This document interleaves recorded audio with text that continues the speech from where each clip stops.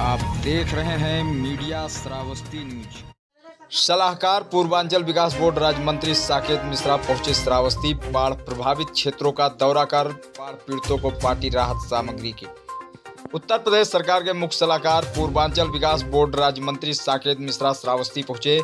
जहां राज्य मंत्री ने बाढ़ प्रभावित इलाकों का दौरा किया और बाढ़ पीड़ित परिवारों के समस्याओं को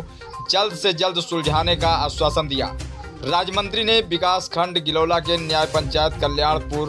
में बाढ़ प्रभावित गांव में पहुंचकर लोगों को बाढ़ राहत किट देकर उनकी समस्याओं को गंभीरता से सुना और वहीं पर उपस्थित प्रशासनिक अधिकारियों को पीड़ितों के समस्याओं को जल्द से जल्द निपटाने के निर्देश दिए। राज्य मंत्री ने एक एक बाढ़ पीड़ित परिवारों के समस्याओं को गंभीरता पूर्वक सुना और कहा कि विगत दिनों आई बाढ़ ने भारी तबाही मचाई थी। आप लोगों ने बड़े ही धैर्य से काम लिया है, जिसके लिए हम खुद प्रदेश सरकार से मिलकर जिले में बाढ़ के दौरान हुई क्षति का मुआवजा दिलाएंगे। इसके साथ ही राज्य मंत्री ने श्यामगढ़ क्षेत्र में बाढ़ से प्रभावित कई गांव के लोगों को बाढ़ राहत किट प्रदान किया और उनकी समस्याओं को सुना, साथ ही निराकरण करने के लिए संबंधित अधिकारियों को निर्देश दिए।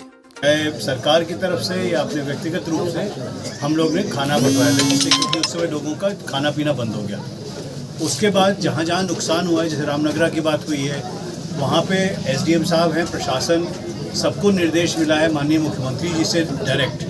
कि जल्दी से जल्दी जिनके आवास नष्ट हो गए हैं, नुकसान पड़ा है, उनको आवास देने के लिए पहले तो सत्यापन हो कि किसका सच्ची हुआ है और उसके बाद उनको दिया जाए उसको मदद, और साथ साथ जो क्षतिग्रस्त हैं जहाँ बीमा योजना वगैरह के अंतर्गत लोगों को मदद मिल सकती है वो दी जाएगी। और तीसरा बिंदु जो मेरे व्यक्तिगत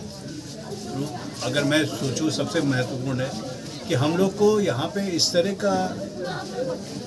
बदलाव लाना है, चाहे वो पुल बन करके या बंदे को बढ़ा करके, कि बाढ़ और कटान का जो हर साल का सिलसिला है ये बंद हो जाए। और हम लोग मैंने सबसे निवेदन किया है, यहाँ पे प्रधान जी से भी किया है, सबसे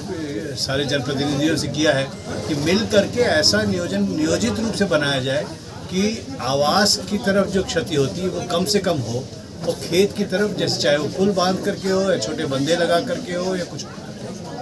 घर लोगों के आगे नुकसान ना हो, तो इस पे काम किया जाए आगे जा करके। तो तीनों पे हो रहा है और दुखद ही बात है कि केवल यहाँ पे ही नहीं, आप यहाँ ले लें, बलरामपुर ले लें, राप्ती की वजह से जगह जगह पे बाढ़ आई है। नेपाल से जो पानी छूटता है उस पर तो हम लोग का नियंत्रण नहीं होता है,